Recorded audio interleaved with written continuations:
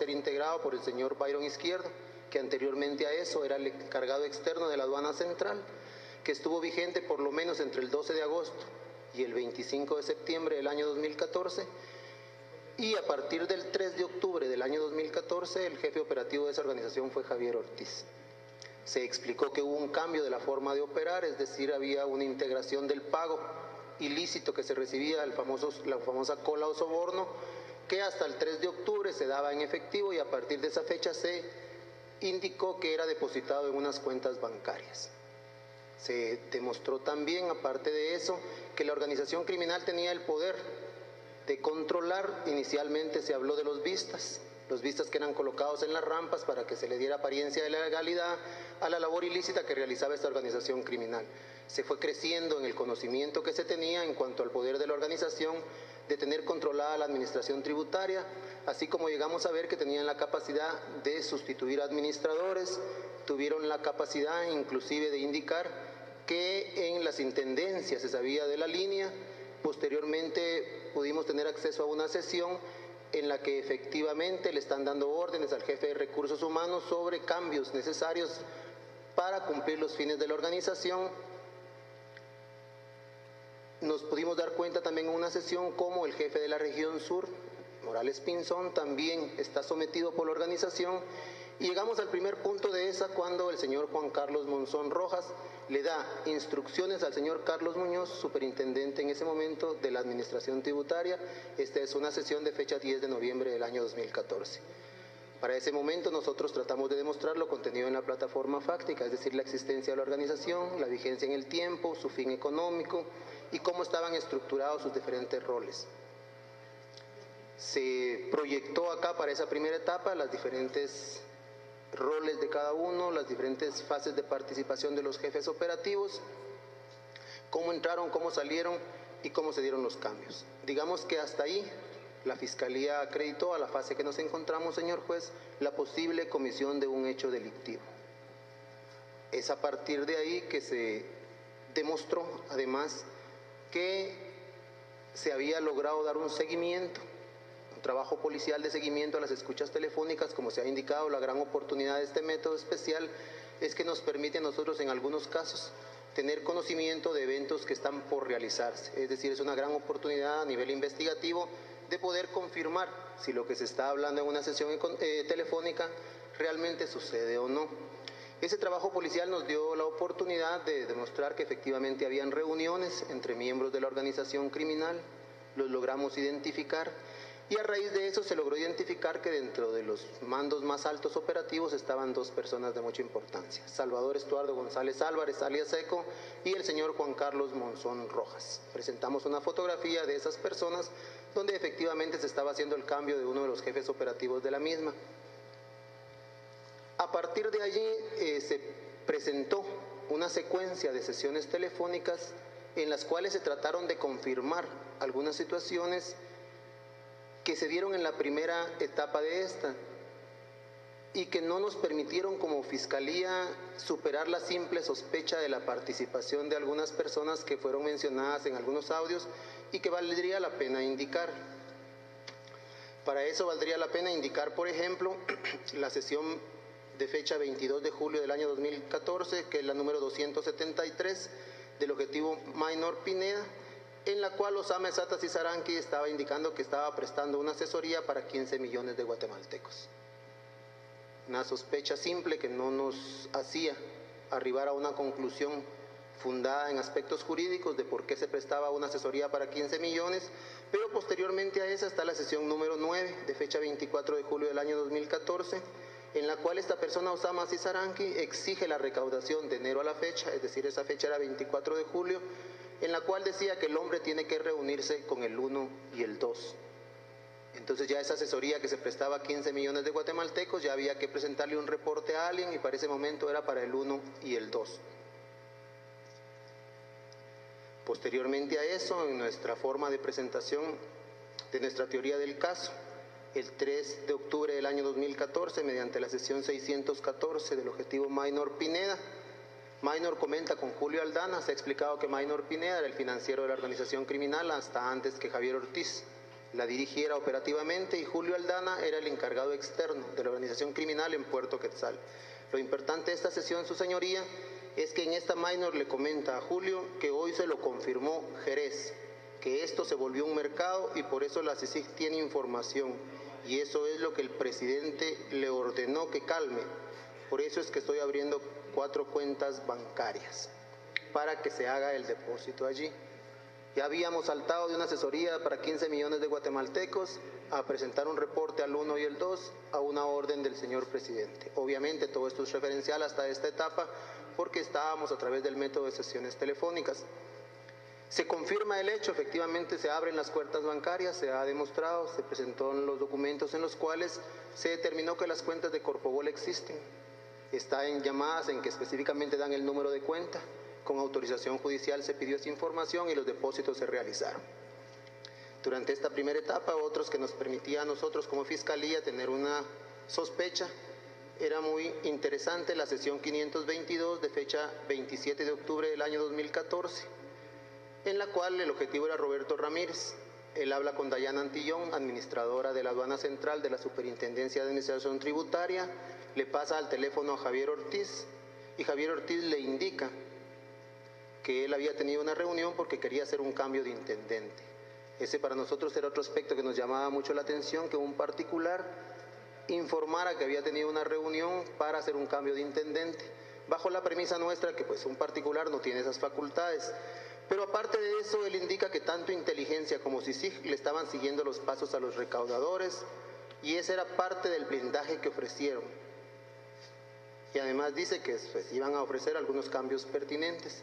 Nos llamó también la atención ese aspecto porque ofrecer un blindaje, ¿para qué? Era un blindaje, imaginamos que efectivamente tenían el conocimiento, que se estaba en proceso de investigación y que el blindaje que ofrecía este grupo a partir de Javier Ortiz, alias Teniente Jerez, hacían referencia a eso. En la sesión 642 de fecha 10 de noviembre, a la que hacía referencia entre Carlos Muñoz y entre el señor Juan Carlos Monzón Rojas, nos llamó poderosamente la atención otro aspecto, su señoría. Y el primero es que Juan Carlos le llama a Carlos Muñoz y le informa que ya no se darán los cambios. Es decir, están hablando de cambios al interior de la SAT, solamente que a través de un particular, pues que estaba identificado como el secretario privado de la Vicepresidencia de la República. Pero Carlos Muñoz le indica que si se refería a 2 personas que habían estado en una reunión con el alto señor. Un alto señor para nosotros arriba de un superintendente o arriba de un secretario privado tenía que ser una persona que ocupara un puesto muy alto a nivel del Ejecutivo.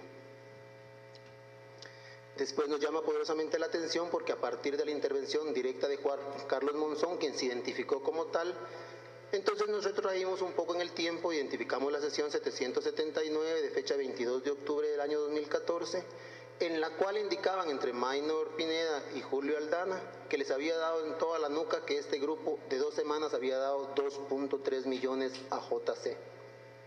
Es decir, hablaban de una cantidad que ya se le estaba entregando a una persona que la habíamos identificado como un alto funcionario y un líder operativo de la organización y hablaban de cantidades realmente interesantes, 2.3 millones de 2 semanas. Eso entonces nos hacía ya hacer fundadamente una conclusión de que la organización era una organización muy fuerte, que realmente tenía tomada la Superintendencia de Administración Tributaria y que existía la posibilidad de que esto fuera con la anuencia o la acción permisiva del Ejecutivo. Posterior a esto, que eso es el trabajo que se hace, había una sesión telefónica, retrotrayéndonos en el tiempo, del 14 de agosto del año 2014, en la cual Maynor Pineda y Julio Aldana indicaban que una tal Claudia Méndez los hizo chirajos con la vice, en una reunión de vice. Es decir, estaban hablando de la vicepresidencia, pero lo más rescatable de esta plática era el sentido que decían, esa gente no está contenta con lo que se les está dando. Ya no solo advertíamos el conocimiento o la acción permisiva de parte de las altas autoridades, sino se hacía presumir que había un porcentaje que se les estaba entregando a estas personas por la actividad ilícita que realizaba esta organización.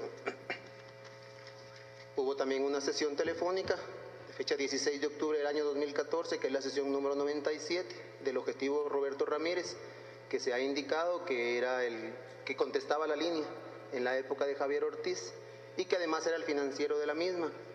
Y en la misma pues hablaban que le pongan candela a un contenedor que es del Ejecutivo. Es una de las empresas que utilizan para los negocios del señor presidente. Es decir, le daban ahí ya una calificación completa, ejecutivo y señor presidente, es una relación lógica, que pues nosotros seguíamos haciendo lo mismo, nuestro trabajo, que era investigar, y esta tiene una subsiguiente sesión, que era una interpretación que se le dio en ese momento, que estaban regañándolo por mentir, la interpretación que la Fiscalía le da es la contraria, que lo que estaban era defendiéndose, en la cual le indican que habla Juan Carlos Monzón, habla con Manuel Recinos, que él había aducido que habían sacado mercadería, aduciendo que era del Ejecutivo, presidente y vicepresidente. Y que le indica él, contesta a Manuel, yo no hice nada en nombre del 1 y el 2. Hago la relación a esto, señor juez, porque ya la identificación de vicepresidenta, presidente, el mero mero, el 1 y 2, nos hacían generar lo que le llamo una sospecha, pero esa sospecha no nos alcanzaba como para que nos presentáramos ante un órgano jurisdiccional a hacer una petición como las que nos tiene en este momento. Pero sí nos permitía tener certeza de la existencia de una organización criminal que estaba realizando actos que revestían características de delictivas. A raíz de eso vino, señor juez, la segunda parte de mi participación, en la cual pues nosotros hicimos una secuencia de llamadas que se inició con la llamada 1406 de fecha 23 de diciembre del año 2014, entre pues, Javier Ortiz, que ya lo habíamos identificado como el jefe operativo de la organización criminal, y una persona que para ese entonces era novedosa, Giovanni Marroquín Navas. Esta tenía la importancia de esta sesión, es que la organización criminal tenía conocimiento que CM, Carlos Muñoz, iba para afuera y que el elegido era el de Anteojitos. Y además se afanaban en decir que 100% seguro, la señora quiere que él sea. Yo mi participación indicaba que pues ahí sí que había que esperar en el tiempo que eso se confirmara, pues no teníamos forma alguna más que eso llegara a suceder, pero sí indicábamos que ahí nos llamaba poderosamente la atención, porque de conformidad con el artículo 24 de la Ley Orgánica de la SAT, la única persona que designa al superintendente es el presidente de la República. Esa indiqué yo que era una secuencia de llamadas porque a la sesión 1406 le llegó la 1407, es decir, la subsiguiente, y en esta Giovanni Marroquín efectivamente cumple con lo que hablaba con Javier Ortiz y llama a Omar Franco, que si está listo para tomar la silla, y este le indica que sí, pero le indica que lo llamó el privado de la 2 y que quiere una reunión con él. Para ese entonces nosotros, privado de la 2, ya podíamos tener casi certeza que estaban hablando del secretario privado de la vicepresidencia. En esta precisamente afirman que esto viene de la 2. Posteriormente a esta sesión le siguió otras sesiones muy importantes en las cuales se seguía confirmando el mismo aspecto. Pero hay una sesión que nos llamó más la atención y es del 29 de diciembre del año 2014, que es la 1836, porque Giovanni Marroquín en esta reunión indica que Omar le indicó que todo lo que esté en línea con el 1 y la 2 y el grupo no hay problema. Es decir, en este entonces pareciera que el sometimiento del próximo superintendente estaba bajo la certeza que el que tuviera conocimiento era el 1 y el 2, y que si estaban en conocimiento y en línea con esto, Omar Franco estaba de acuerdo. Inclusive indican que Javier, refiriéndose a Javier Ortiz, tenía la bendición de la señora.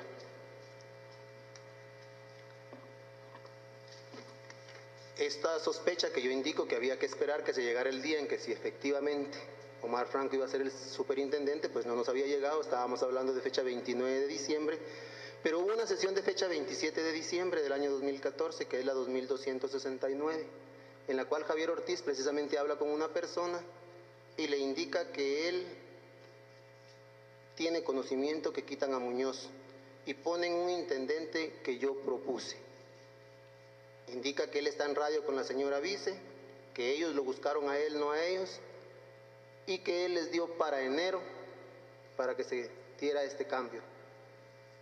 Pues entonces ya habían cuestiones que había que esperar, había ya un aseguramiento por parte de los miembros de la organización y efectivamente el 5 de enero fue sustituido el señor Carlos Muñoz, pasó a ser intendente interino el señor Omar Franco, y el 28 de enero del año 2015 el señor Omar Franco tomó posesión como nuevo superintendente.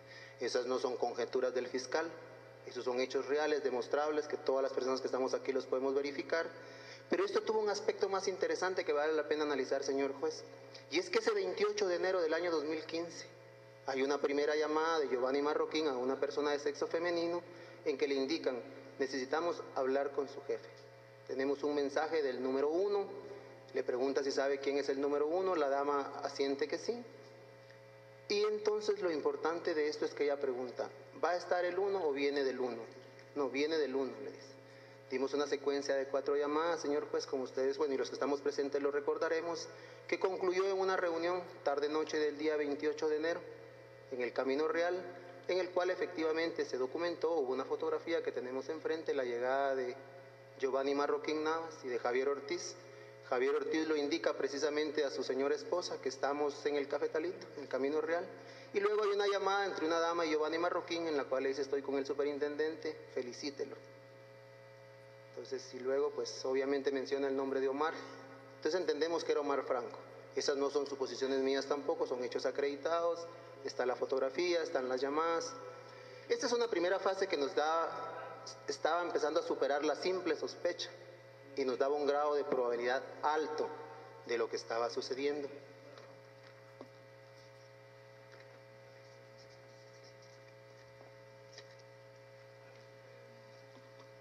Esta persona que había aparecido entre la organización criminal, que yo había pedido que se le pudiera un poco de atención, era Giovanni Marroquín Navas. Giovanni Marroquín Navas habla con Sebastián Herrera y le dice que él le va a dar luz roja, amarilla o verde para los cambios. Sebastián Herrera indicó que él no hacía nada si no se lo autorizaba. Es decir, es una persona que efectivamente tenía poder sobre el jefe de recursos humanos de la administración tributaria, es decir, tenía mucho control sobre él. En ese entonces viene una sesión que vale la pena porque pues indica quién podría ser Giovanni Marroquín, y aparece la sesión 144 de fecha 31 de octubre del año 2014, en la cual efectivamente Carlos Muñoz, entonces superintendente de administración tributaria, es interlocutor de una persona que identifica como Julián Gallardo. Y él se queja con esta persona que Giovanni Marroquín se metió a joder un día que lo citaron a casa presidencial. Y ahí estaba, es decir, habían referencias sobre la posibilidad de las personas que dirigían el Ejecutivo, pero las ubica en un lugar que es también notorio, casa presidencial. Y entonces ahí vienen aspectos bien importantes, porque él indica que está decepcionado, ¿sí? Está decepcionado porque el señor presidente se ponga a escuchar a esta gente, que están chupándole la sangre a la SAT. Son sus intereses mezquinos y que estaba con un gran organigrama de cambios. Eso nos pareció muy interesante. Nosotros pues seguimos considerando que el respeto a la ley debe prevalecer, y la ley indica pues que la administración tributaria en ese sentido tiene autonomía. Pero pues así lo indicaba Carlos Muñoz a palabras propias, el superintendente de ese momento. Esa sesión nos daba a conocer la capacidad que tenía Giovanni Marroquín. Giovanni Marroquín también participa de interlocutor en una reunión en una escucha telefónica con el mismo Carlos Muñoz. Y le indica a Carlos Muñoz que él va a tener una reunión con el presidente y le va a informar de todo lo que está sucediendo, lo interno y lo externo. Sale a luz otro término que se utilizaba mucho, que era interno y externo. Nosotros seguimos sosteniendo que en la administración tributaria no debieran de haber un interno y un externo, sino únicamente pues cuestiones internas de la SAT, pero son terminologías utilizadas por la organización. Giovanni Marroquín para nosotros se convirtió en una persona muy importante porque aparte de eso nos arrojó otra información más importante. En aquella llamada, que es una llamada fallida que le denominamos nosotros, pero que se activó el micrófono del teléfono, él dice que le están requiriendo que controle lo de la SAT por parte de la vice a través del secretario de ella. Es decir, confirma el hecho inicial que nos habían dicho cuando se iba a elegir a Omar Franco, que era el control de la administración tributaria. Este era otro aspecto, a nosotros nos llamaba mucho la atención, pero pues efectivamente lo decía esta persona, y teníamos la necesidad para ir superando esa simple sospecha y efectivamente establecer qué era lo que estaba sucediendo hasta este momento.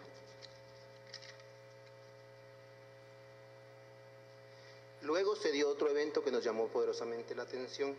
Hay una escucha telefónica en la cual la organización criminal, específicamente en la 1462, en que hablan que no importa quién llegue, lo importante son los objetivos como hicimos con el RH. Se referían al de recursos humanos Y efectivamente se llegó a la sesión 205, en la cual se escucha palabras del señor presidente, que le está dando instrucciones directas a Carlos Muñoz sobre el cambio de recursos humanos. Eso confirmaba también la sesión, no era una interpretación, eran hechos reales, se estaban dando, había la participación directa del Ejecutivo en ordenar al señor Carlos Muñoz el del cambio de recursos humanos. Continuamos nosotros tratando de establecer esta situación que ya nos estaba llamando poderosamente la atención, y ahí surge una plática entre Sebastián Herrera Carrera y Miguel Lemus por un problema que tenían sobre la duda de alguna actividad, me imagino yo, ilícita realizada por Sebastián, y Sebastián, un poco apenado, le pregunta a Miguel Lemus que si el número 1 sabía quién era él, y Miguel le pregunta ¿y quién es el número 1? Y le responde con toda honestidad el presidente. Ya la relación 1-presidente ya para nosotros estaba bastante clara, ya no había más que discutir, que siempre que hicieran relación al número 1 se referían al señor presidente. Luego nos llamó otro aspecto que nos llamó poderosamente la atención, es que nosotros indicábamos en que es un hecho notorio que el 14 de enero tenía que presentar su informe anual el señor presidente. Lo que llamaba la atención era que el dueño de la finca no se reunió porque tenía que presentar su informe. No nos llamaba la atención el hecho que se presentara el informe el 14 de enero, nos llamaba la atención es que lo denominaban el dueño de la finca. Entonces ya el mero, el número 1, obviamente, y en este entonces el dueño de la finca hacían referencia a la misma persona, el presidente de la República.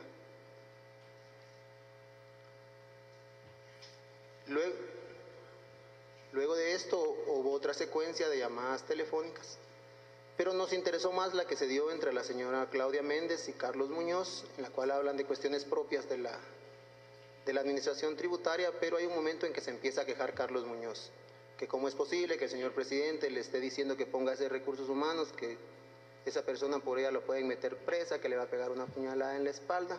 Pues dejemos esas cosas, tal vez no sean tan importantes, lo importante es que le dice que le parece extraño que él pide cita con el presidente y no le da, y que cómo es posible que Estuardo, a él sí. En ese entonces nosotros entendíamos como Estuardo, Salvador Estuardo González Álvarez. Luego de eso se dio una serie de otra secuencia que consideramos importante, señor juez, que es a partir de la sesión 9646 de fecha 26 de marzo del año 2015, en la que Javier llama a Boutique Emilio e indica que González va a ir a dejar su vehículo porque tiene problemas, que lo va a ir a dejar a la boutique, lo habla con Luis Mendizábal porque tiene una reunión con el presidente, y nuevamente hacen relación a lo mismo, el señor de la finca le adelantó. Nuevamente relacionan al señor de la finca con el presidente. Esa se trata de confirmar, efectivamente luego hablan de un lugar que está cerca de Noquiate, en zona 10, que entendemos que era la casa del Partido Patriota, no la residencia del señor Otto Pérez Molina. Hablan que hay seguridad de las AAS, lo confirman, están hablando del señor presidente. Y luego viene en la cual Javier Ortiz le llama a su señora esposa y le dice: mamá, ¿sabes quién viene? Estuardo González. Y ella pregunta: ¿Estuardo González el de la vice? El del mero. Es decir, una relación que ya nos hacía pensar que entre los miembros de la organización criminal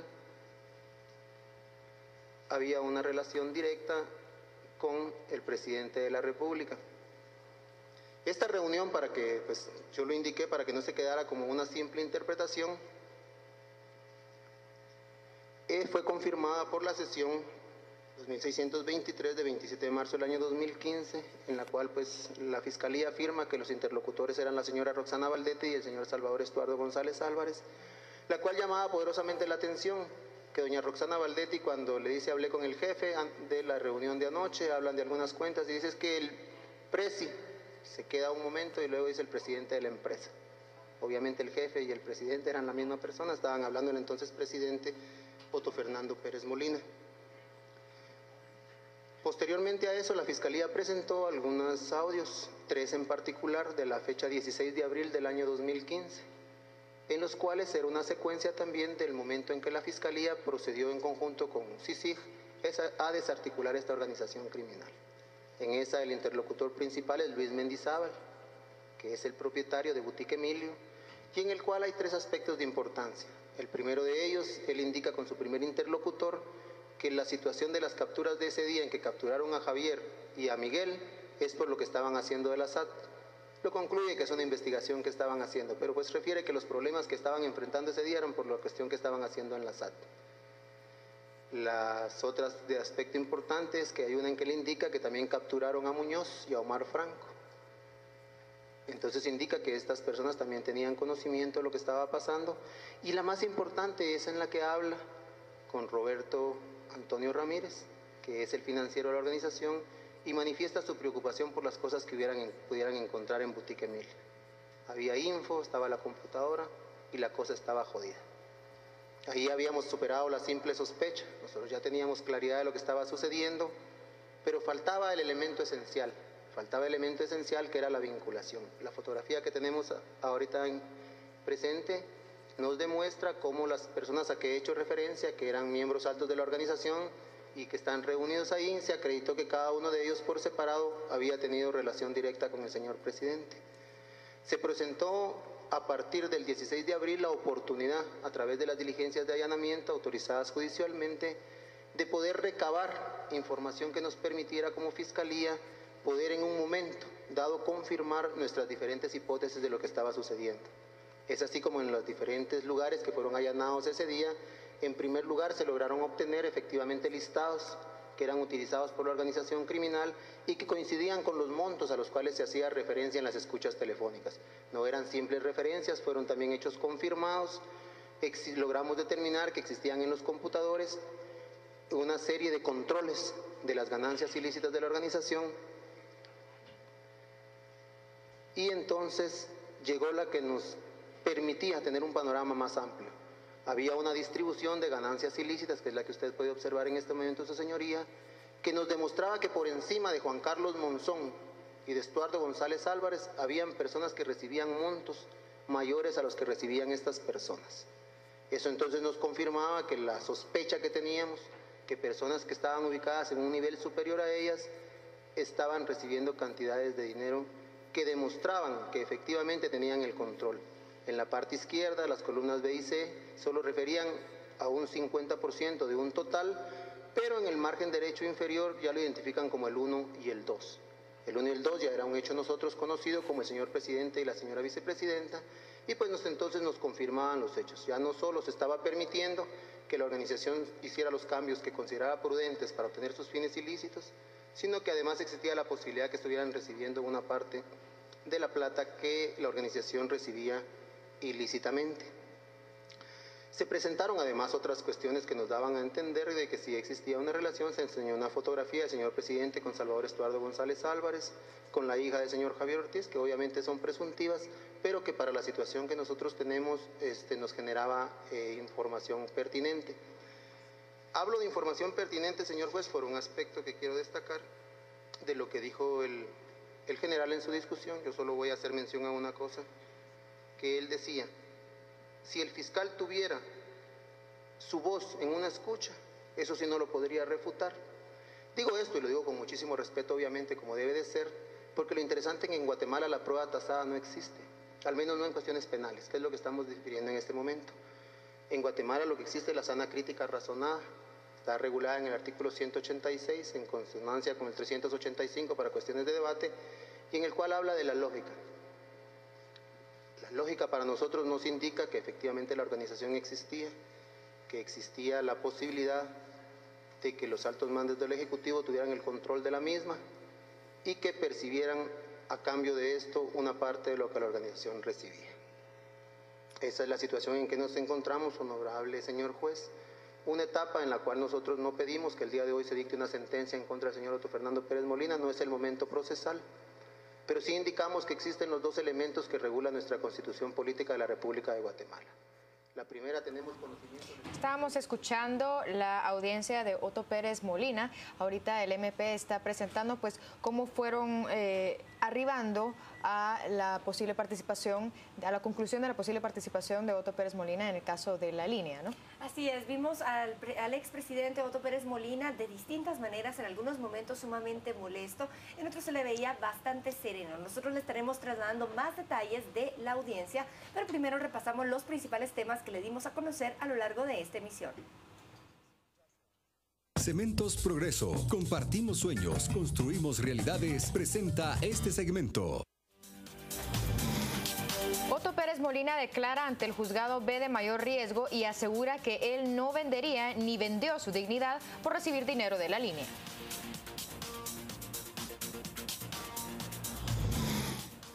Ministerio Público presenta escucha telefónica que evidencia una conversación de Roxana Valdetti con Estuardo González, alias Eco.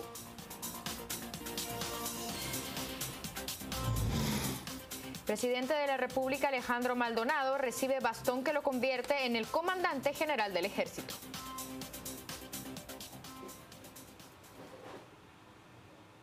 Cementos Progreso. Compartimos sueños, construimos realidades. Presentó este segmento.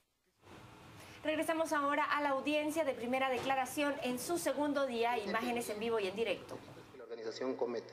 Se presentaron 3 eventos modelo, se le puede denominar así, el evento Chanclas, el evento Vasos y el evento Tuk Tuk, en lo cual los verbos rectores de ese tipo penal, regulado en el artículo 2, numeral N, de la Ley contra la Defraudación y el Contrabando Aduanero, requiere que se induzca en error a la administración tributaria.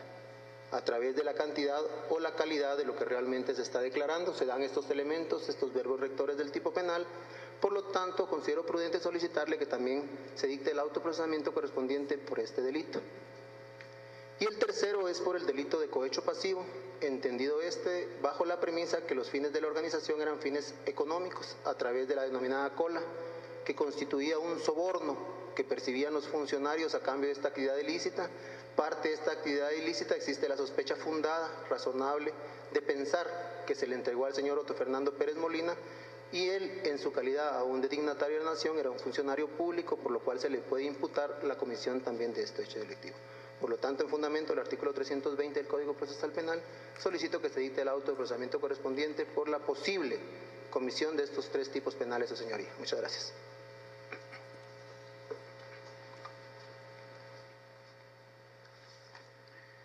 Muy bien. Entonces, a continuación se le da intervención a uno de los representantes de la Comisión Internacional.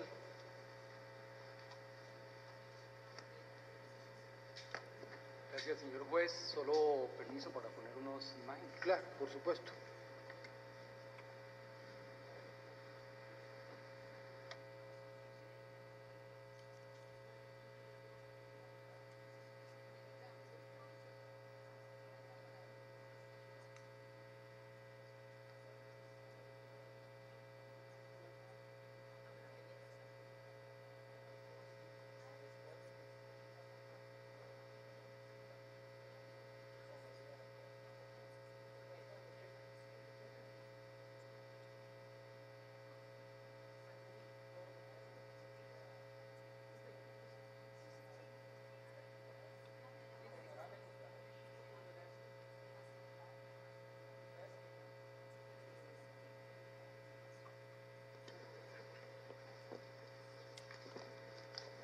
Gracias, señor juez. Saludo a todas las partes. Buenas tardes. En representación de la Comisión Internacional contra la Impunidad en Guatemala, me permito hacer la siguiente exposición, señor juez.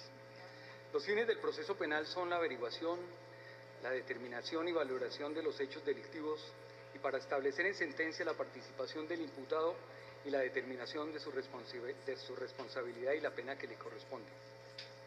En ese contexto, el proceso penal en sus diferentes fases asegura la vinculación del imputado al proceso sin que esto afecte el principio de inocencia.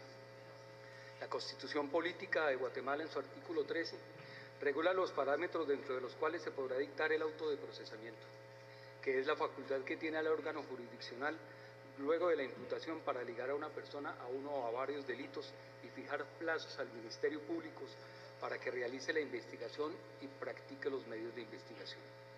Estos requisitos son que proceda información de haberse cometido un delito y que concurran motivos racionales suficientes para creer fundadamente que la persona detenida cometió o participó en el delito, esto con base en los medios de prueba.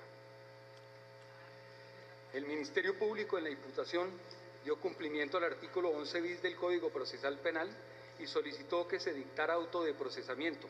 Petición, señor juez, que desde este momento solicito y coadyuvo íntegramente. Se expuso por parte del Ministerio Público de forma clara, precisa y concreta los medios de prueba que llevan a considerar que el señor Otto Pérez Molina, ex vicepresidente de la República de Guatemala, es conocido dentro de la investigación como el uno, como el señor, el mero mero y el dueño de la finca, que está vinculado con la organización delictiva que se investiga, denominada por ellos mismos como La Línea, y por la cual se encuentran a la fecha varios de sus integrantes acusados por los delitos de asociación ilícita, caso especial de defraudación aduanera y cohecho activo y pasivo.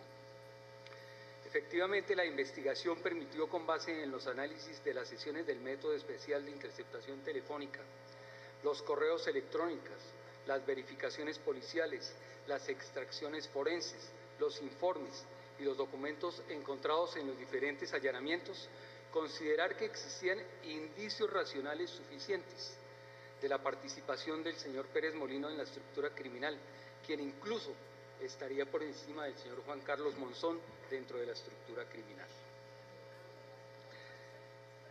Esta estructura criminal, compleja y flexible, se ha mantenido con roles específicos en cuanto al trámite de documentos, al cobro de colas o sobornos y a la coordinación entre funcionarios de la SAT y personas ajenas a la institución, que funciona con características propias de una cadena de mando, que se verifica en aquellos casos donde intervienen varias personas en la comisión de delitos, que se articulan de manera jerárquica y subordinada a la organización criminal, mediante división de tareas específicas y con la concurrencia de aportes disímiles, los cuales pueden consistir en órdenes en secuencia y descendentes, donde se constituye un todo enlazado, y los protagonistas que transmiten el mando de principio a fin se relacionan de manera de eslabones de cadena, pudiendo de esta manera ocurrir que entre el dirigente máximo que dio la orden y quien la ejecuta no se conozcan y que ni siquiera aparezcan mencionados en las escuchas telefónicas,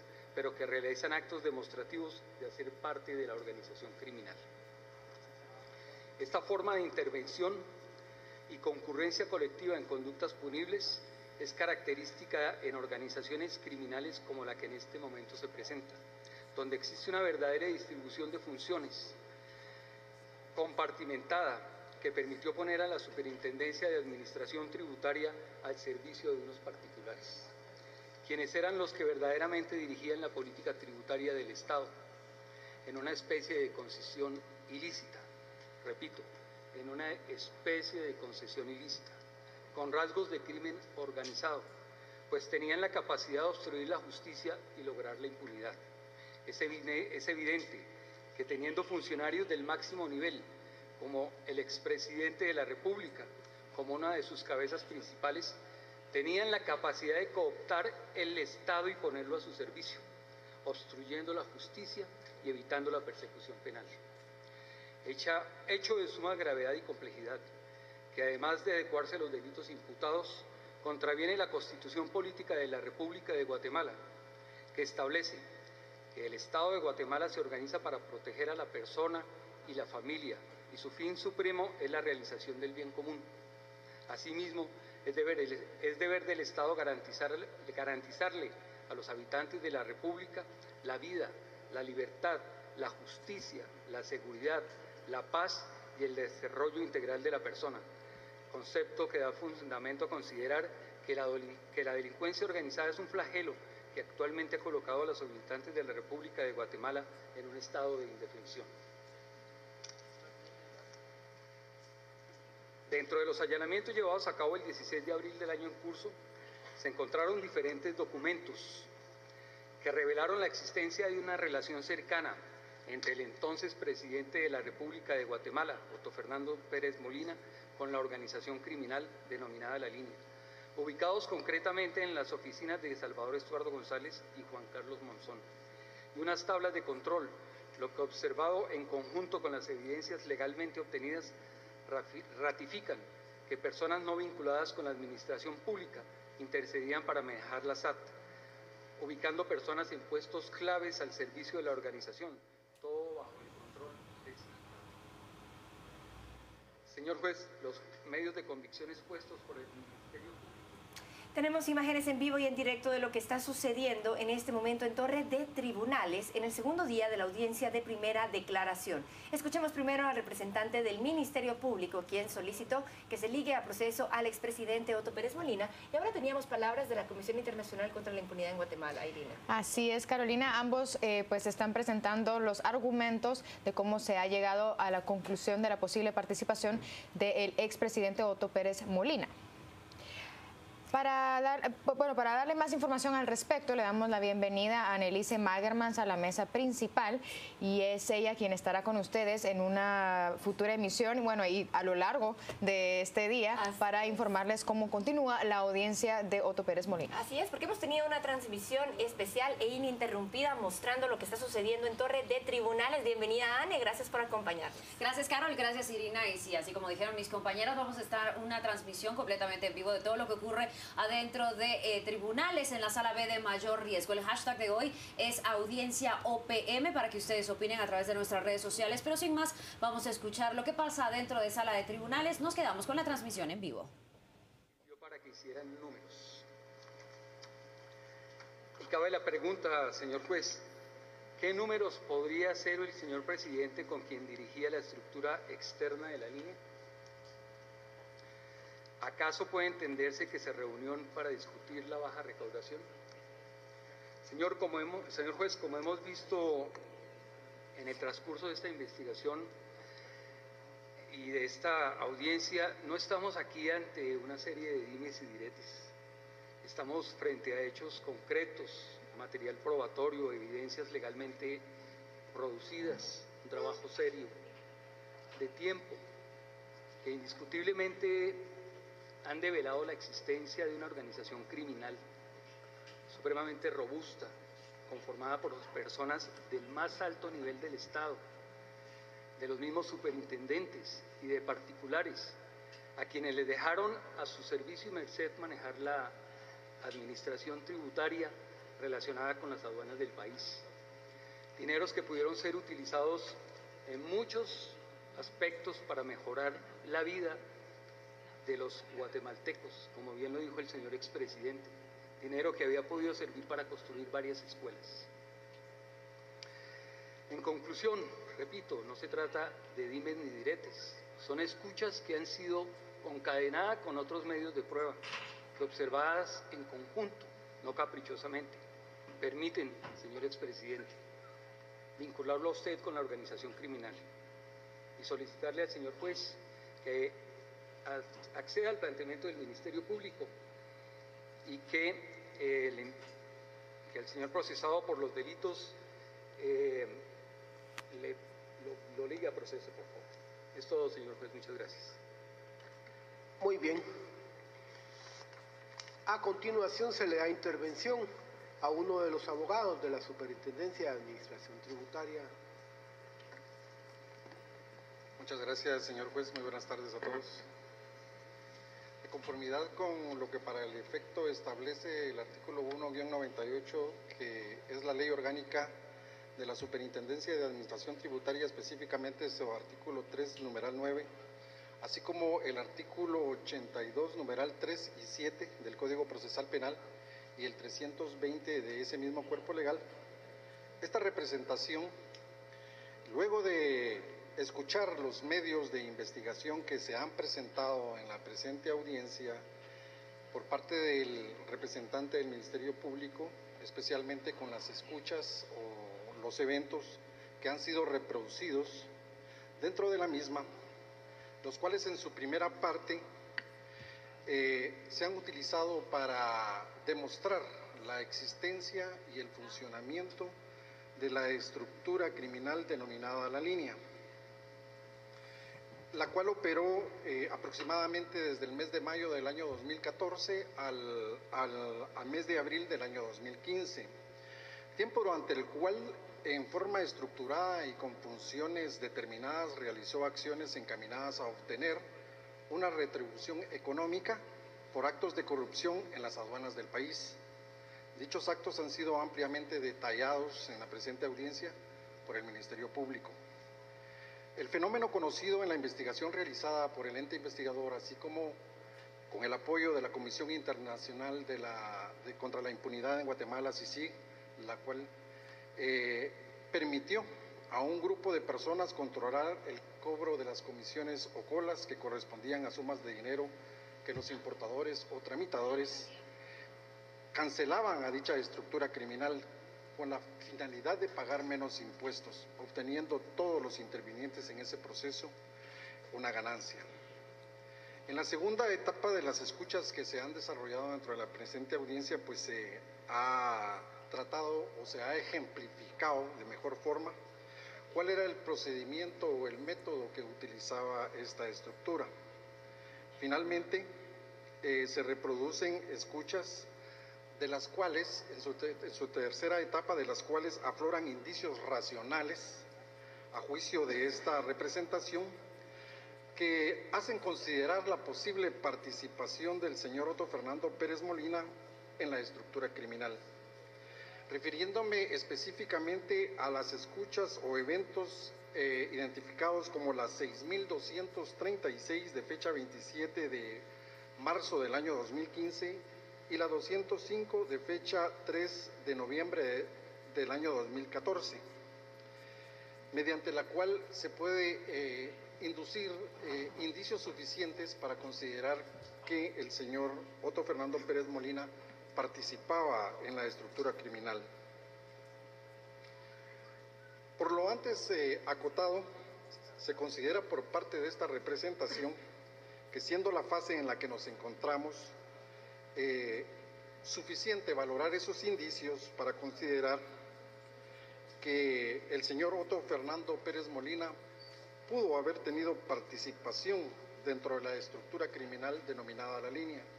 Consecuentemente, esta representación solicita a usted, señor juez, de manera respetuosa, se dicte de conformidad con el artículo 320 del Código Procesal Penal el auto de procesamiento correspondiente, llegando a proceso al señor Otto Fernando Pérez Molina por los delitos de asociación ilícita contenidos en el artículo 4, numeral 1 de la Ley contra la Delincuencia Organizada, así también por el delito de casos especiales de defraudación aduanera, artículo 2, literal N, de la Ley contra la Defraudación y el Contrabando Aduaneros, y finalmente por el delito de cohecho pasivo, contenido en el artículo 439 del Código Procesal Penal.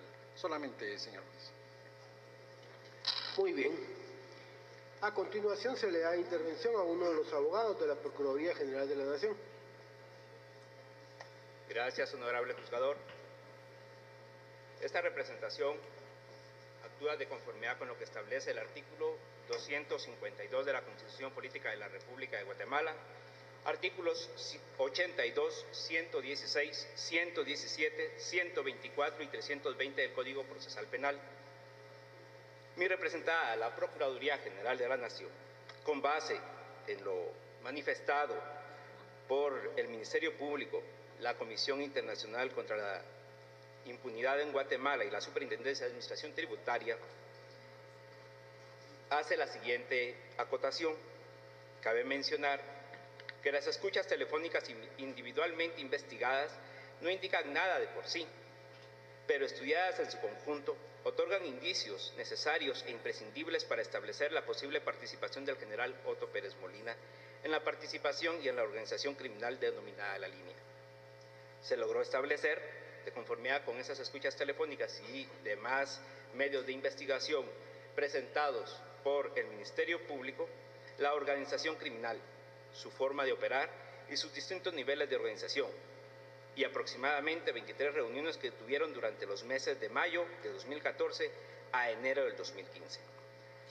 Así como la probable participación del imputado, específicamente en las escuchas números 58, de fecha 30 de octubre del 2015, 205, de fecha 5 de noviembre del 2014, 4.835, del 30 de enero del 2015, 3.141, del 16 de enero del 2015, y, más específicamente, las escuchas 9.646, 9.683, 9.725, del 26 de marzo del 2015, así como las 6.000 236 del 27 de marzo del 2015.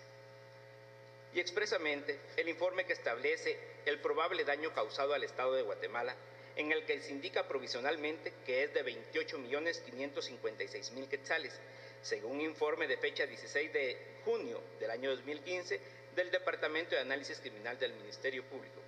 Asimismo también el informe de fecha 17 de julio del 2015, en el cual se hace el estudio de 1.500 declaraciones aduaneras. Para nosotros, para mí representada, indicios suficientes para establecer la probable participación del general Otto Pérez Molina. Y de acuerdo a lo indicado en el artículo 82 y 320 del Código Procesal Penal, se solicita a esa judicatura se ligue a proceso penal al general Otto Fernando Pérez Molina por su posible participación en la comisión de los delitos de asociación ilícita, cohecho pasivo y caso especial de defraudación aduanera, por los indicios anteriormente mencionados, y se dicta el auto de procesamiento que corresponde de conformidad con la ley. Únicamente, honorable juzgador.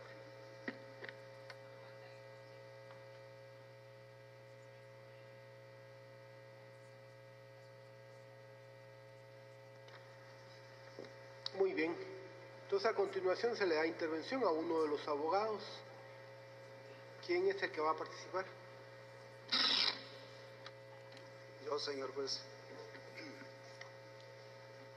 Señor juez, quisiera empezar mi alocución en la defensa del señor Otto Fernando Pérez Molina con dos cuestiones preliminares que usted no puede obviar en su resolución y que tiene que seguirse estrictamente a la ley para poder resolver.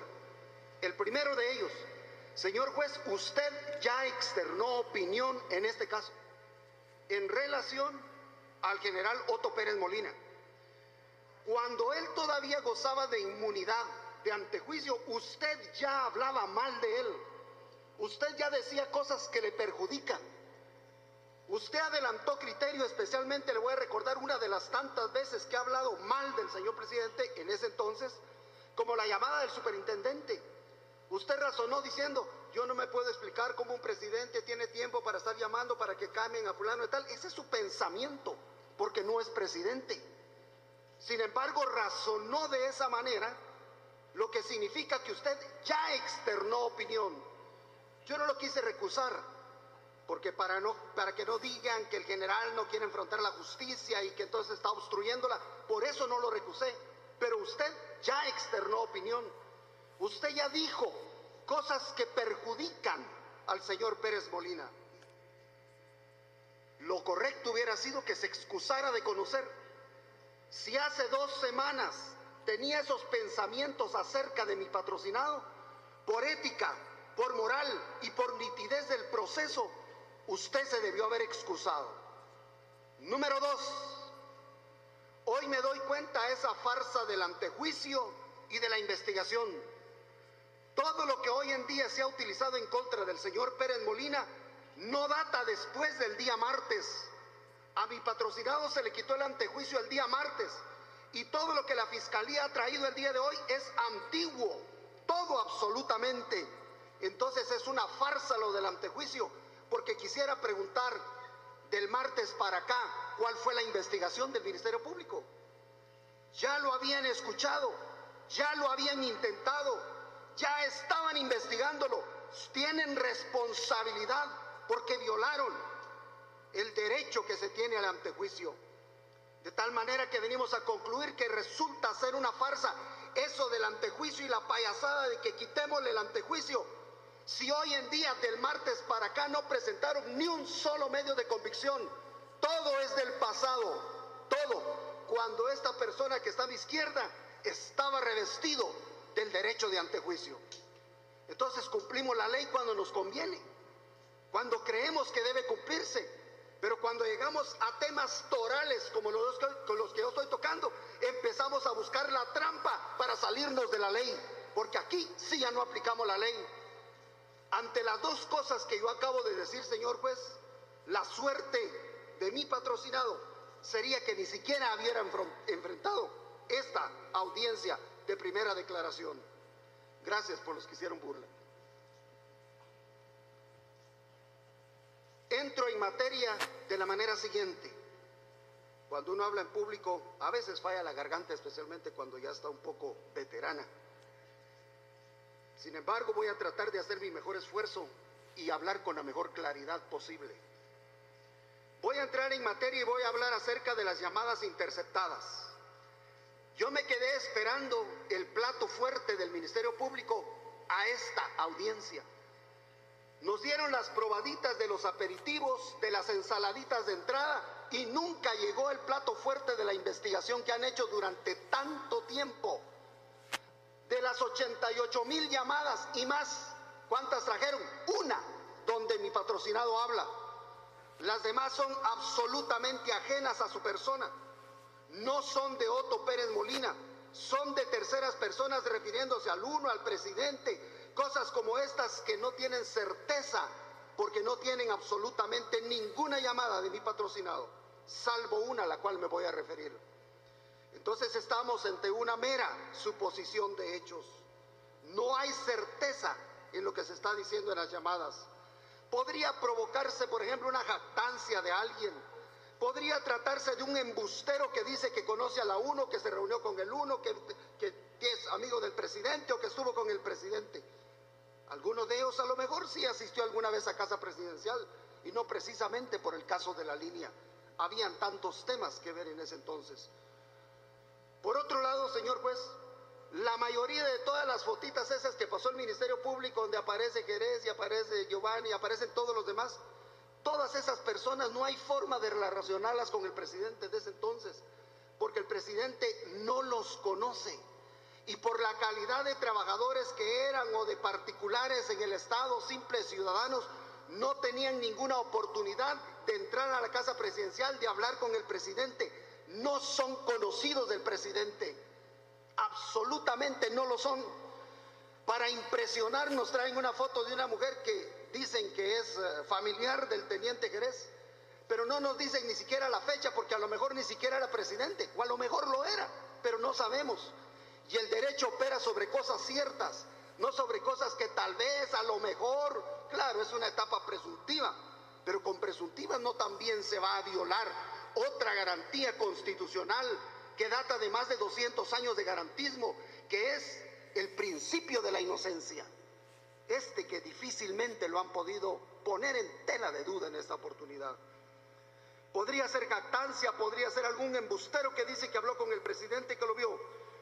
Para empezar, estas personas casi en su totalidad ni siquiera han tenido jamás en la vida una relación directa con el señor Pérez Molina.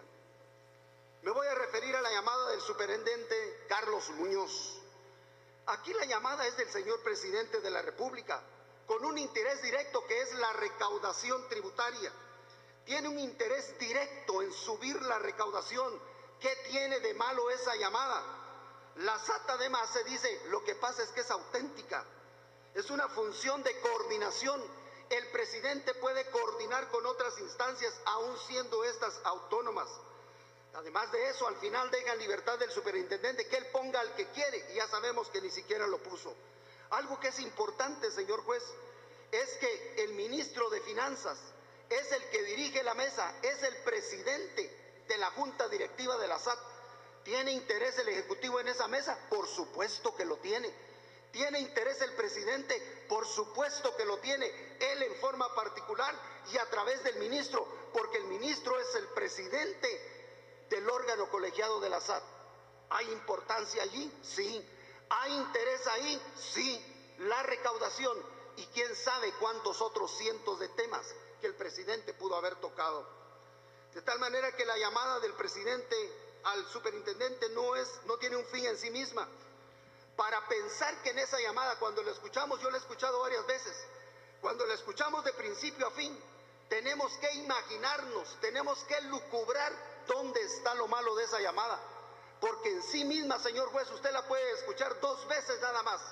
¿Dónde entraña la parte delictiva? No la entraña. La entraña cuando suponemos que esa sirvió para tal cosa. Eso se llama elucubración.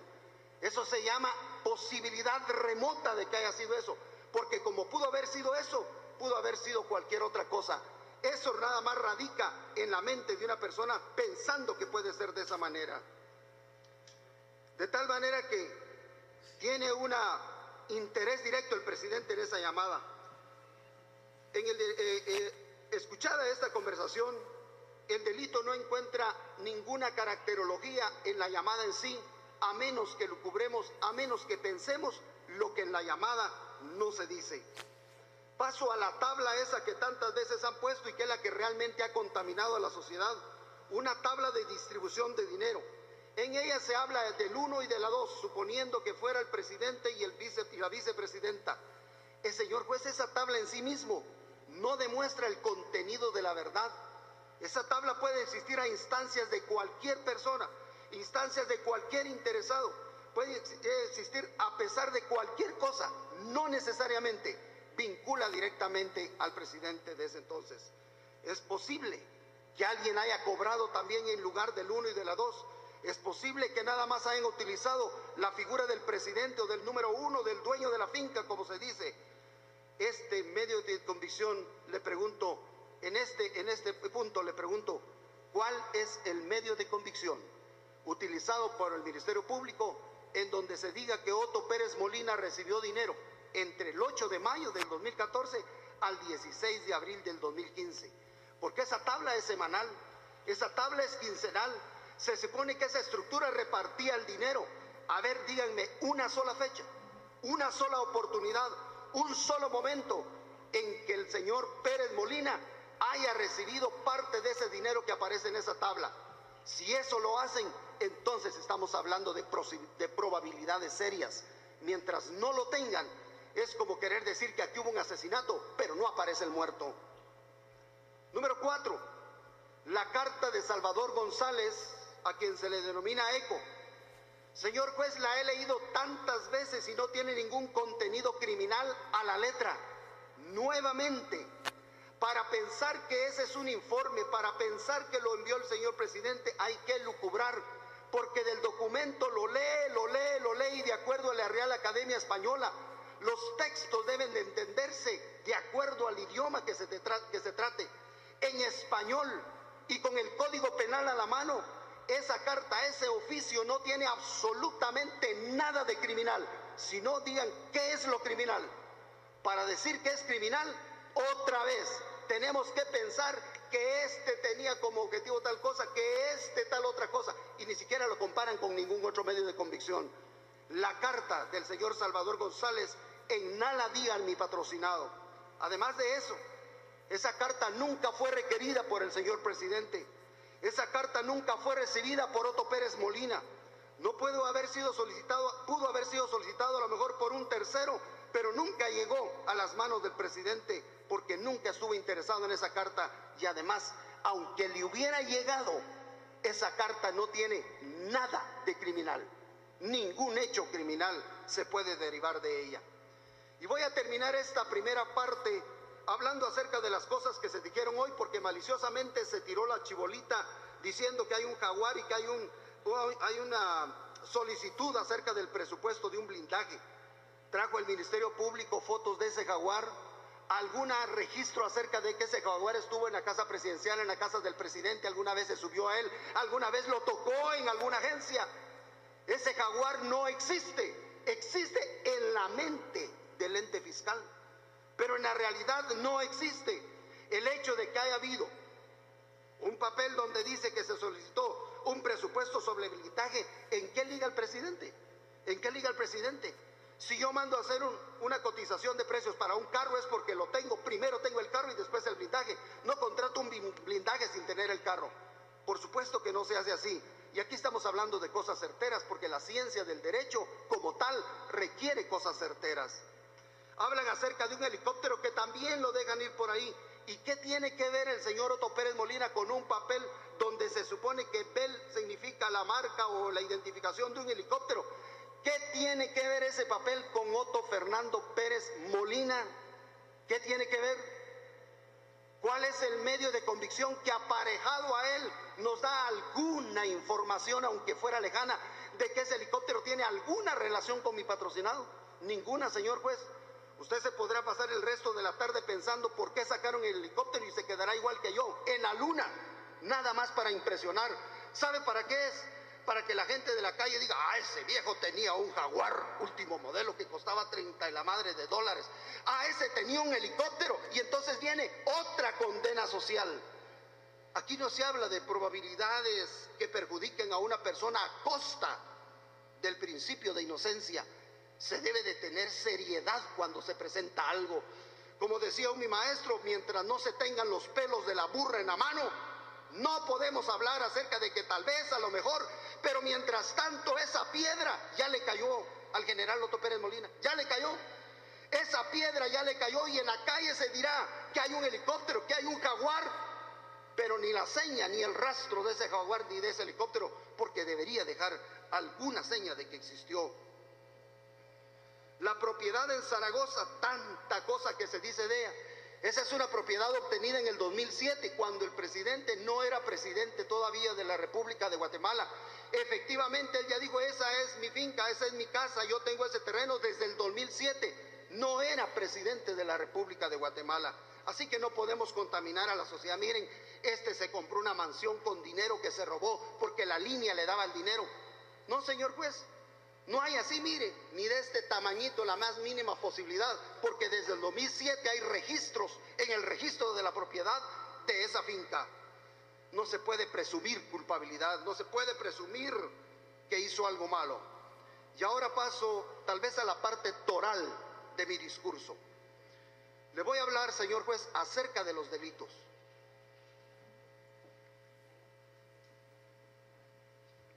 Voy a empezar con el delito de casos especiales de defraudación tributaria, contemplado en el artículo 2, inciso N, de la Ley contra la Defraudación y el Contrabando Aduanero.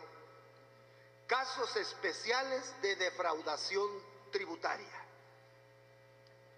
Señor juez, lo voy a decir bien despacio, para que no quede ninguna duda de lo que voy a hacer ahorita. Para empezar, casi no tiene verbos rectores, sino tiene acciones rectoras. Y tiene 3 acciones rectoras. Repasémoslas. Número 1, omitir declarar mercancías. Número 1. No podemos decir mercancías porque ahí no lo dice. Pero ¿qué otra cosa se va a importar? Algún tipo de mercancía de acuerdo al Código Tributario. Las acciones rectoras, las repito, señor juez. La número 1. Omitir declarar. Me pregunto, ¿cuándo el señor Pérez Molina es un sujeto pasivo de las obligaciones tributarias? ¿Cuándo importó? ¿Cuándo se volvió importador? ¿Cuándo ingresó mercancías que no declaró? Porque estas son las acciones rectoras del delito. Número 2, que haya hecho declaraciones inexactas. ¿Cuándo el señor Pérez Molina ingresó mercancías a Guatemala e hizo una declaración inferior a lo que realmente estaba importando? Nunca. Número 3, haber dado datos inexactos para la correcta determinación del tributo. Casi es parecido a las 2 anteriores. Solo por favor, hagan el favor de hacer silencio. Gracias, señor juez.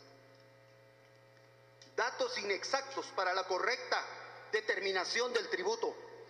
¿Cuándo el señor Otto Pérez Molina fue inexacto con alguna declaración de mercancías importadas, señor juez? ¿Cuándo?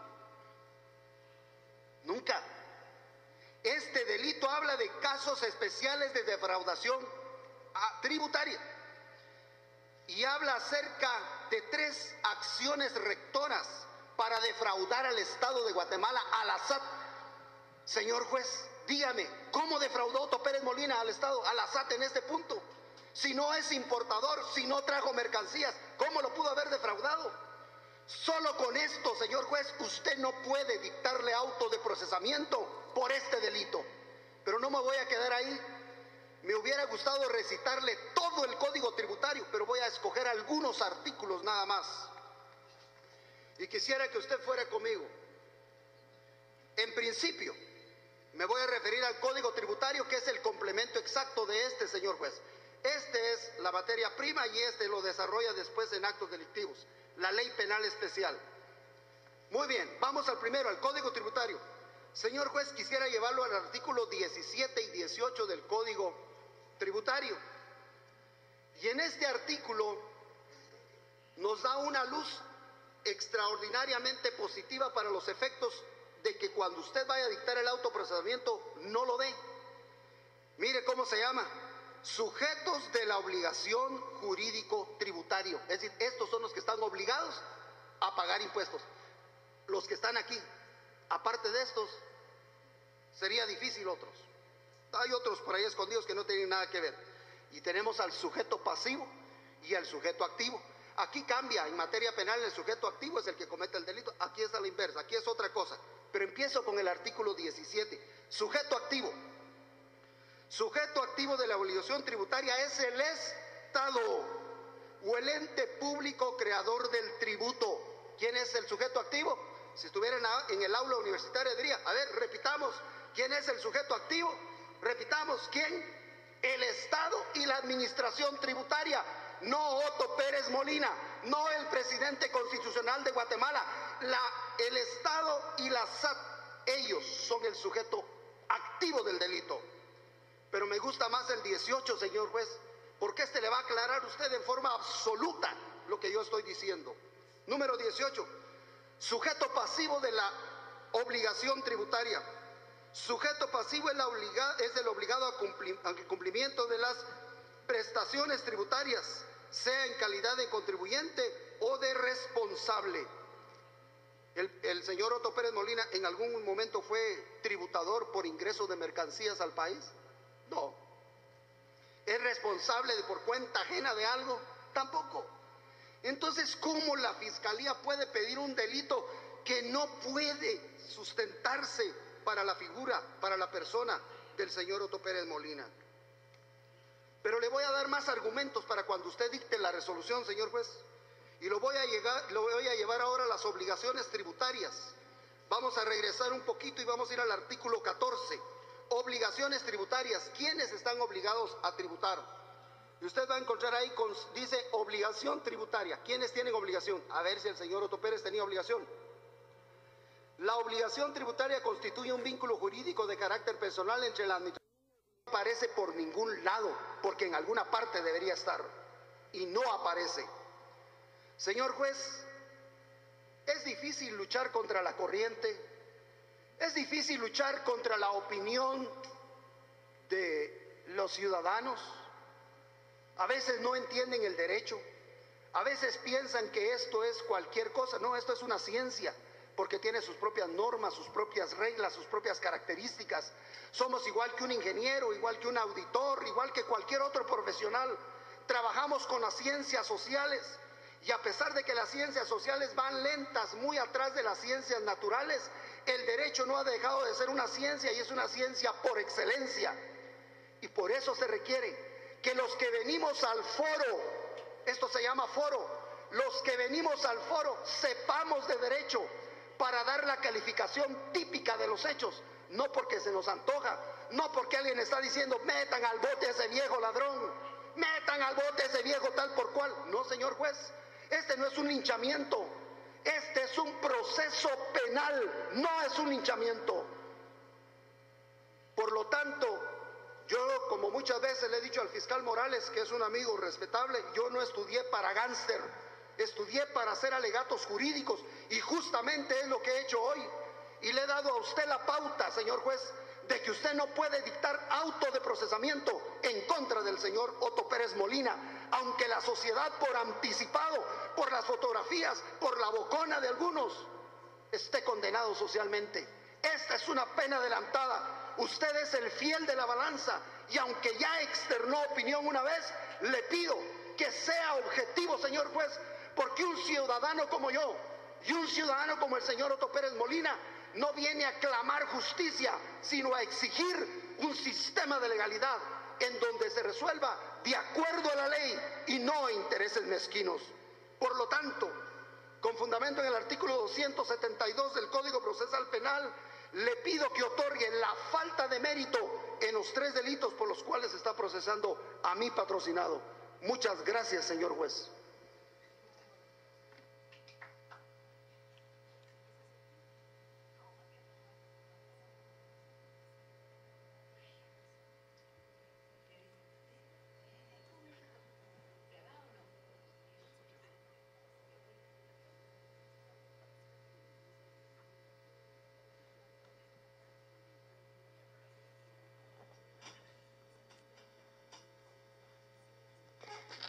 Dentro de la audiencia correspondiente,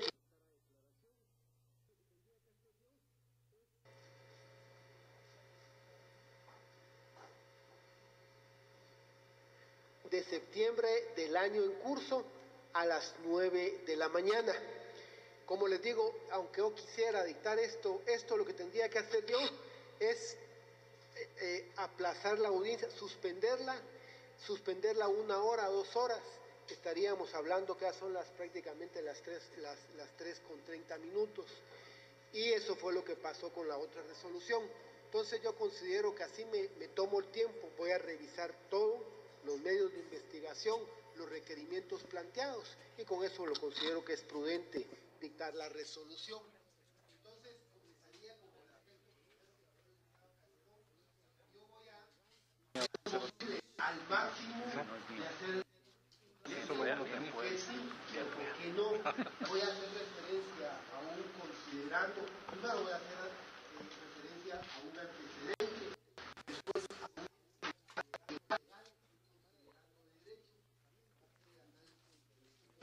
leyes, todo lo relacionado, un considerando fáctico, que es el hecho o los hechos que supuestamente el representante del Ministerio Público está subsumiendo para dictar el auto de procesamiento, y un considerando probatorio.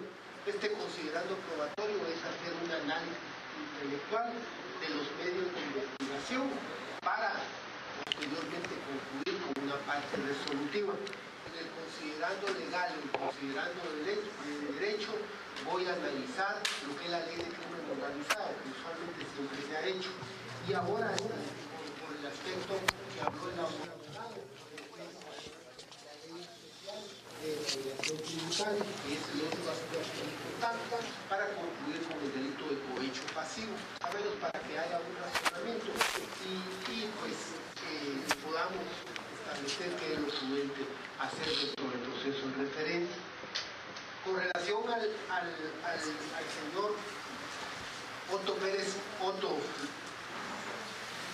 con relación al señor Otto Fernando Pérez Molina, este órgano constitucional considera prudente dejar una actuación jurídica y el día más se va a establecer, bueno, el día más establece cómo va a concluir esto dentro de esta audiencia correspondiente. En ese sentido, cuando son las 15 horas con 30 minutos y no habiendo nada más que hacer constar, este órgano jurisdiccional considera prudente aplazar la audiencia para el día martes a las 9 de la mañana. En el presente caso quedan legalmente citados con base en los artículos 160 y 169 para la audiencia correspondiente. Les deseo feliz tarde.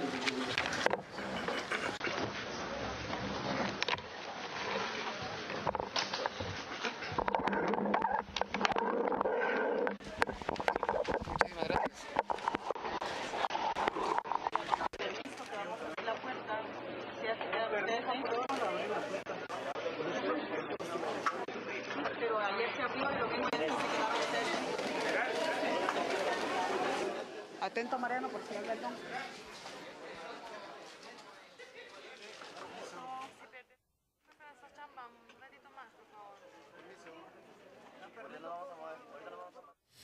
Bueno, estábamos escuchando todo lo que ocurría en la sala B de mayor riesgo dentro de Torre de Tribunales, en donde escuchamos la locución de los 4 representantes que están allí, de SAT, de CICIG, de PGN y de también, por supuesto, el Ministerio Público, de por qué deberían de dictarle prisión preventiva al expresidente Otto Pérez Molina. Luego inició su alocución el abogado defensor César Calderón, diciendo de que pues trató de boquitas las escuchas presentadas y toda la evidencia presentada por parte del Ministerio Público.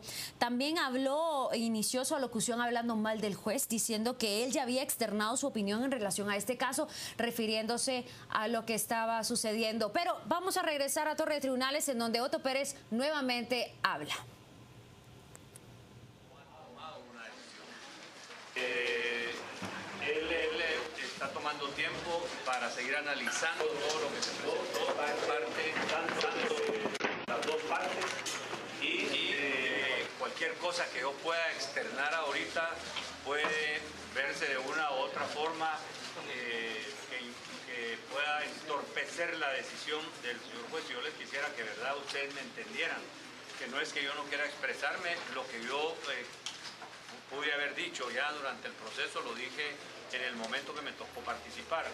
Pero también otra vez atendiendo la recomendación de mi abogado, me está diciendo que por favor no conteste ninguna pregunta porque el juez ha suspendido la sesión, pero no ha tomado una decisión. Entonces cualquier cosa que yo pueda decir aquí puede tomarse como que quiero interferir o entorpecer o afectar las decisiones que tome el señor juez. Así que yo sí les pido ahora que me entiendan. Yo con mucho gusto el día que el juez tome su decisión, con mucho gusto voy a atender cualquier pregunta que ustedes puedan tener y con mucho gusto voy a responder todas las preguntas y les voy a externar cuál es mi opinión. Pero en este momento sí quiero que me entiendan que estamos en una cuestión que es procesal y que estamos a la mitad de esto. Entonces, por favor, ahí sí que les pido que me entiendan, no depende de mí, es la asesoría y la recomendación que me está dando mi abogado y ustedes escucharon ya lo que dijo el juez. Así que, mil disculpas. Mil disculpas. ¿Podría decir que cómo se siente al pasar 3 noches más en Matamoros un fin de semana donde el país va a celebrar las elecciones? Ya se imagina, personalmente me siento, primero le digo muy triste. No solo por eso, por todo lo que me está tocando vivir en ese momento. General.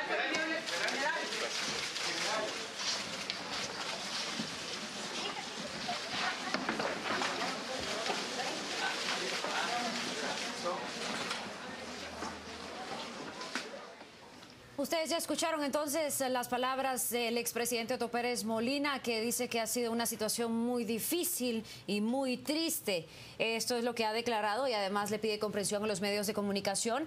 Además habló de cuando los 4 representantes de MP, CICIG, también de SAT y de la PGN, pues quisieron interrogarlo. Él tenía todo el derecho de abstenerse a responder cualquier pregunta y él habló sobre esto. Dice que él siguió pues las recomendaciones de su abogado César Calderón, quien, como les comentaba, inició su alocución pues hablando mal del juez, diciéndole que él ya había externado una opinión acerca de la llamada que hizo con Carlos Muñoz, en donde le habla sobre el gerente de recursos humanos. En esta llamada pues dice el abogado defensor que no tiene nada de malo esta llamada y se refiere a la audiencia de Roxana Valdetti, en donde él dice que el presidente que tenía que ver, que tenía que estar hablando sobre algún gerente de recursos humanos, a lo que Otto Pérez, cuando dio pues sus declaraciones de defensa, él dijo que él lo único que estaba preocupado era por la recaudación de la SAT y que por eso había hablado con Carlos Muñoz. Escuchamos las 4 partes, me refiero a los representantes del Ministerio Público, de CICIG, también de la SAT y de PGN, y por unanimidad también pidieron que le pidieran prisión preventiva al expresidente Otto Pérez Molina. Le pidieron al juez que por favor dictara esta sentencia. Sin embargo, la locución del abogado defensor César Calderón pues fue bastante convincente y bastante concreta, y esto hizo que el juez Miguel Ángel Gálvez pues viera la hora y dijera que va a retomar esta audiencia el martes 8 de septiembre, el próximo martes, para que pueda tomar una decisión lógica y que pudiera pues hacer las investigaciones pertinentes, porque dice que sí tiene un trasfondo y sí tiene alguna lógica todo lo que dijo el abogado defensor César Calderón. Hay que pues subrayar algunos de los temas que dijo el abogado defensor. Calderón da como ejemplo las mordidas para argumentar que su patrocinado, o sea, el expresidente, Otto Pérez Molina, no ha hecho ni un cohecho activo. También habla sobre cómo la piedra o la pacaya ya le cayó a su patrocinador, una forma muy coloquial de decirlo, al decirle que no existe ningún helicóptero y ningún jaguar. Y además habla sobre la finca Zaragoza, de la cual muchos hablan y que muchos dicen que pudo haberse comprado con las cantidades millonarias de las que él se benefició con este caso de la línea, y dice que esa la adquirió en el 2007 y que no tiene nada que ver. Además, que ha dicho el abogado defensor también que muchos de los guatemaltecos están diciendo que metan preso a ese viejo ladrón, y otras expresiones más que hizo el abogado César Calderón, pero que esto debería de tener un poco más de trasfondo. Y como les había dicho, pues catalogó de boquitas las escuchas presentadas por parte del Ministerio Público. También habló sobre el respecto al delito de asociación ilícita y dice que Pérez Molina no es responsable ni participante, automáticamente queda fuera. Así que él abordó los tres temas por los que sería pues detenido el expresidente Otto Pérez Molina, que sería asociación ilícita, cohecho pasivo y también el caso especial de defraudación aduanera. Él habló de los tres temas y cómo no tiene que ver su patrocinado con ninguno de estos tres delitos. Así que él le pide que por favor, y cierra su locución de esa manera, que por favor sea fiel de la balanza, que aunque ya había externado su opinión, pues haga el dictamen con objetividad. Esto es algo de lo que hemos visto a lo largo de todo este día. Hoy pudimos observar la segunda parte de la primera audiencia de Otto Pérez Molina, en donde se le imputan estos delitos. Aún no se le imputan, sino que le quieren imputar estos delitos de asociación ilícita, cohecho pasivo y caso especial de defraudación aduanera. Escuchamos las cuatro partes, escuchamos las otras partes de las escuchas, en donde claramente se oye, en donde tienen una reunión en una casa, en un lugar en donde está el presidente, y también dice que se van a dar cuenta en dónde es, porque tiene que haber seguridad de las AS en las afueras y también de Policía Nacional Civil. Hay muchas escuchas que ligan a procesos. Sin embargo, parte de la defensa de César Calderón fue que hay 88,000 escuchas que han presentado el Ministerio Público y CICIG, y solo en una se escucha la voz de Otto Pérez Molina, que es precisamente la escucha que hemos hablado y que conmocionó a toda Guatemala, que es cuando habla con Carlos Muñoz, cuando él es superintendente de la Administración Tributaria de la SAT, y le habla sobre el cambio de recursos humanos. Y él dice que esta llamada no tiene nada de malo, no tiene nada de ilegal. Igualmente habla sobre la carta de Estuardo González alias Eco, la carta que se le dirige al expresidente Otto Pérez Molina, y dice que no tiene nada tampoco de ilegalidad. Esto es algo de lo que pudimos ver dentro de la sala B de mayor riesgo, en donde se lleva a cabo la audiencia del expresidente Otto Pérez Molina, en donde hoy, pues a pesar de que se haya pues aplazado esta audiencia, él se quedará recluido en Matamoros por el momento, para saber si el martes 8 de septiembre el juez Miguel Ángel Gálvez le dictará prisión preventiva, sí o no, lo que le ha pasado a Roxana Valdetti, que vimos que ella fue trasladada a Santa Teresa. Muchas gracias por su participación a través de las redes sociales. Mucha gente está comentando sobre el tema y haciendo varias preguntas. Les invitamos a que emitan su opinión con el hashtag AudienciaOPM, es el hashtag que estamos utilizando a través de Twitter, que es @CanalAntigua, y a través de la fanpage, que es Canal Antigua asimismo. Así que les agradecemos su sintonía. Esto fue una transmisión especial. Vamos a regresar con hora de noticias, así que vamos a ir con un enlace con nuestra compañera Estela Noj, quien se encuentra en Torre de Tribunales, para que ella nos hable un poco más de lo que se vivió dentro de la sala B de mayor riesgo. Estela, buenas tardes, un gusto saludarte, cuéntanos.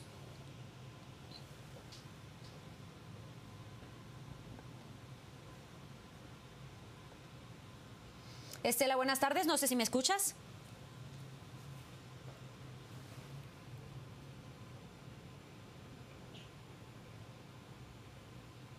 Bueno, recordemos que nuestra compañera Estela Noj está dentro de Torre de Tribunales, ya está hablando. Vamos a escuchar qué es lo que dice. de la jornada de la primera declaración del expresidente de Guatemala, Otto Fernando Pérez Molina, quien el juez, antes de resolver si lo liga a proceso y por qué delitos, ha decidido analizar los medios de prueba que se le han puesto a disposición, según lo ha manifestado el juzgador, y asegura que el próximo martes a las 9 de la mañana cita nuevamente a las partes para escuchar la resolución, asegurando que estará evacuando todos los argumentos presentados tanto por el Ministerio Público como la defensa.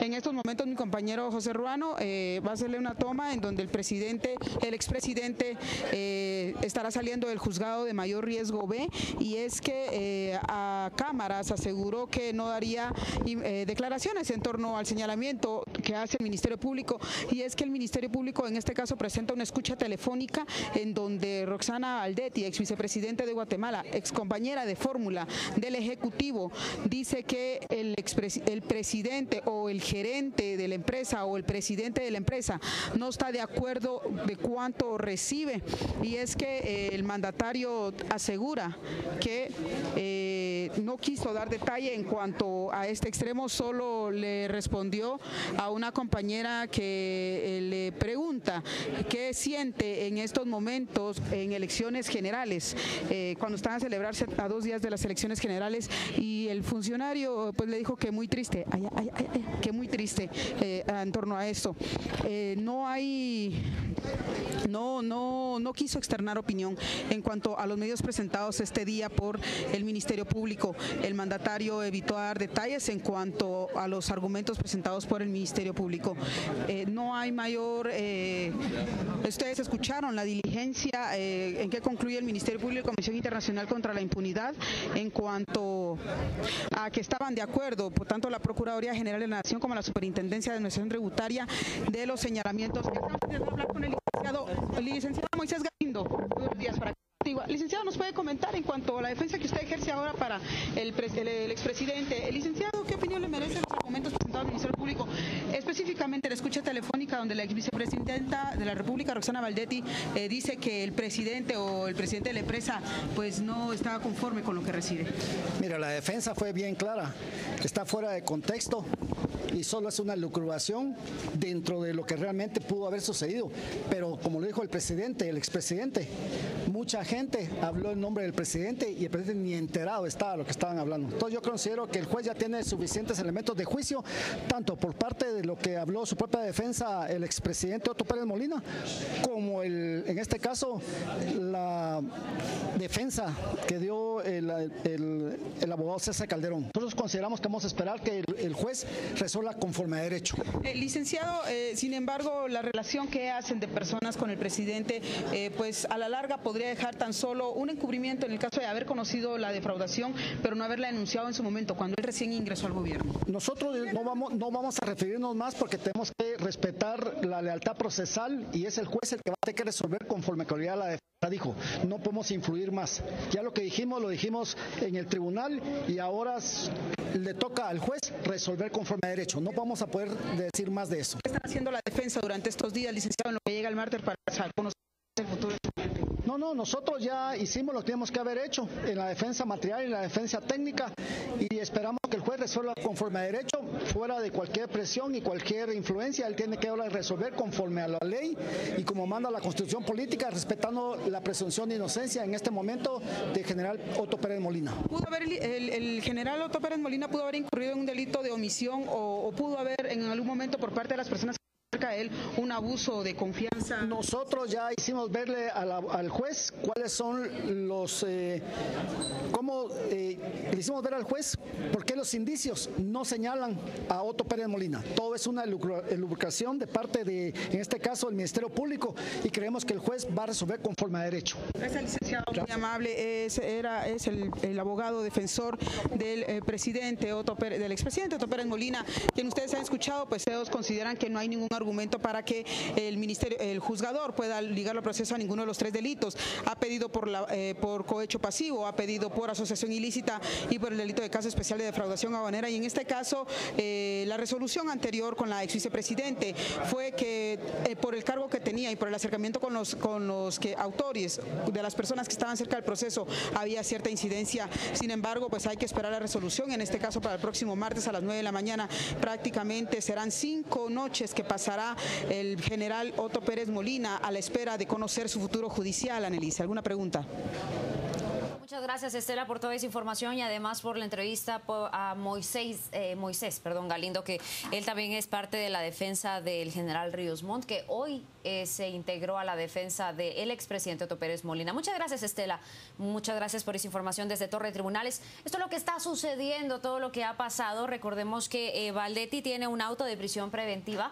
Y de ser la resolución el próximo martes, el juez Miguel Ángel Gálvez también podría dictar un auto de prisión preventiva para el expresidente Otto Pérez Molina. Pero como ya le dijimos, esta audiencia se aplazó hasta el martes 8 de septiembre del año en curso y le recordamos que va a estar en Matamoros. Así que muchas gracias por estar en la sintonía de Canal Antigua. Como siempre, muchísimas gracias por sus comentarios a través de las redes sociales. Intentaré, pues, por lo menos responder cada una de ellas que van entrando con el hashtag audiencia OPM. Estaré intentando responder cada una de ellas y les agradecemos, como siempre, la sintonía. Vamos con la programación habitual de Canal Antigua y nos vemos a las 4 de la tarde con más información. Buenas tardes.